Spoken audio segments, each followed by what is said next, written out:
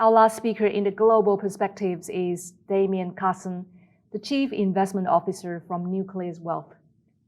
His presentation topic is, will direct indexing boom in Australia like it has in the US? Nucleus Wealth was born from the idea that everyday people should have the transparency, customization, and access to quality investment management that is typically reserved for high net worth investors.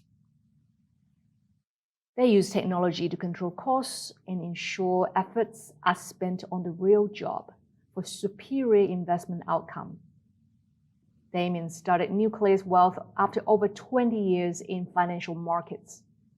He wanted to come up with an investment solution for ordinary investors that delivers the same type of personalized investment portfolio that high net worth investors use. Welcome to the presentation, Damien. Thank you. Yeah, so as you said, we're talking about direct indexing today. And so what I wanted to lead in with was what is it? Because a lot of people haven't heard about direct indexing. I want to talk about what's been happening internationally, some ESG considerations, and then how you can actually sort of go about investing within direct indexing. So direct indexing is very much it's the next iteration in our mind of investments. So 100 years ago, you go to a stockbroker and they just buy whatever stocks. And then eventually we had sort of 50 years ago or so, the introduction of index funds and funds where they would buy a range of stocks on the market and try and get the cost down and then deliver that to investors.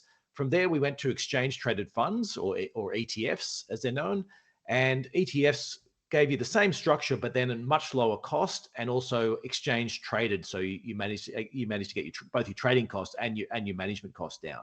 Now the next stage is what's called direct indexing, and that's where you get to take an exchange traded fund with all of the securities within it, and you actually get to start dividing up and making changes to that around the edges. So you get to knock some stocks in or knock them out, and based on various factors. Sometimes it's tax reasons, sometimes it's ethical reasons, sometimes it's you just want some extra exposure to a particular theme. And so in our mind, that's very much where the market's going. And I'll start with sort of the next part, sort of showing you a little bit about what's been happening internationally in this market, where we've really seen some dramatic growth, particularly in the US. From 4 or 5 years ago, it was a relatively niche product. The costs have come down. The ability for people to customize has become much easier, and it's very much exploded in the US. They're talking about reaching $1 trillion within the next few years in terms of money invested in this strategy. So very much taking over from exchange traded funds and sort of being the next big thing. If you look at the some of the acquisitions that's been going on, this is just a chunk of them over an 18-month period, but basically most of the companies that sort of set themselves up to do this within the US have been bought out by the big players. So Charles Schwab has an offering, so does Goldman Sachs, Morgan Stanley, BlackRock, JP Morgan, Vanguard, Franklin Templeton, PGIM, and BNY Mellon. So basically all the big, or not most of the big players within the US are all putting investment into this area because they also see it as being the next sort of stage for what investors are going to want. So what are the types of things you could use direct indexing for? I've got a table up here that's sort of showing the various different uses you can have for it. So think of it as basically saying, rather than buying, say, an ASX 100 index yourself, and you've got 100 stocks sort of sitting behind that in an ETF, you've actually got all the individual shares. There's some tax loss things you can do where you can sell some of the stocks that have had losses and then buy them back at a later stage, and that helps to realize some tax gains for you. You can cut stocks out based on environmental, social, or ethical reasons. For example, you might decide you don't want anything to do with carbon, and you can take that out of your portfolio and just have the other stocks. A bunch of other different factor measures. There's also things about some of the rules-based strategies you can use in terms of saying, oh, look, I'd like to have more value stocks, or I'd like to have more quality stocks within the portfolio, and you can set up rules around those. And that idea is very much that it's it's a customized portfolio where you're taking a portfolio that you know already works in terms of an index portfolio and just making small changes to it, rather than having to build everything up from the ground yourself. An example of how you might do this on our website is, the first thing we do is you choose your base portfolio. So for example, I've got here, how many stocks do you want in your Australian leaders, whether 15, 25, 75, similar thing in the global, and then how much do you want in the Australian leaders portfolio versus the global leaders portfolio. So you choose all those. Then we do what's called tilting. So you can say, well, I want a little bit extra of, say, clean energy or battery supply chains or artificial intelligence. So you pick what extra things you want added into your portfolio, and you get sort of a tilt towards those. And then you pick what you want to screen out. So a common one for us is sort of the worst offenders on fossil fuels, sometimes war, human rights, health, vices. We've got about 100 different screens and tilts that people can choose from in terms of what they're looking for and how they're looking to change their portfolio. And then finally, you get to see, exactly what that means for your portfolio. So what are the stocks that are going to be in your portfolio? The one I've shown here has got investing in probably about $100,000 in an international portfolio, and you can see all the stocks there, and you can see what's going to get cut out. So they chose to have no fossil fuels, the worst offenders, which means they're not going to buy Exxon or not going to buy Procter & Gamble because they've chosen to have no animal testing as well. So that's how you put together a portfolio.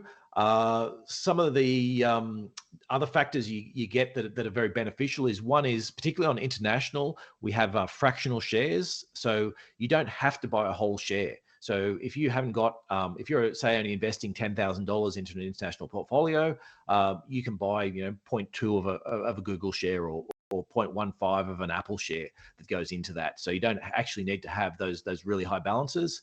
You can do personalization, customization. So quite often we'll have people who might be, say, a partner at an accounting firm, and they might have a sector they're working on that they can't buy stocks with that. Or they might be a senior executive at a bank and they don't want to have any banking stocks within there. So we can customize it back to the individual.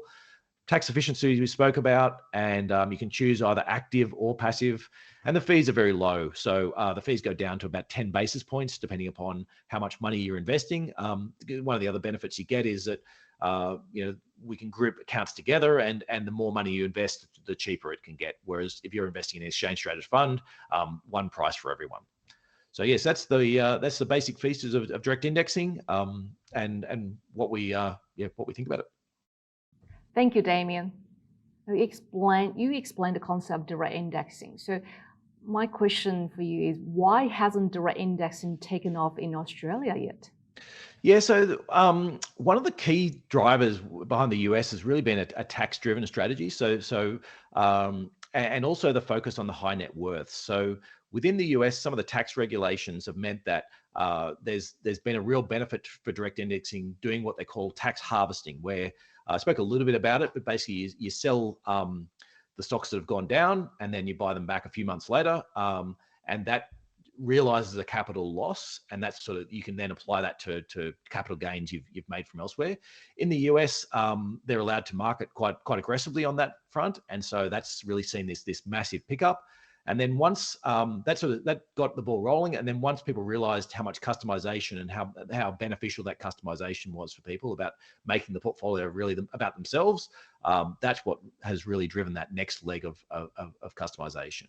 Because one of the things we often talk about is that ethical concerns in particular are a little bit all in or all out. And so, whereas with direct indexing, you get to actually choose and customize. And what I mean by that is there's people out there who are saying, look, I don't want any carbon in my portfolio. And actually my dad was a problem gambler. And so I don't want to have any gambling stocks within my portfolio.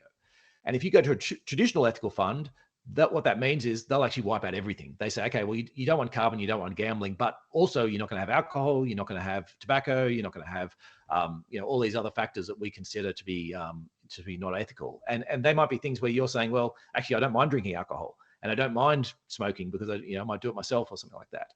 And so the part of the direct indexing is really about letting you customize those ethics back to your own needs. And what are the tax implications for people of direct indexing?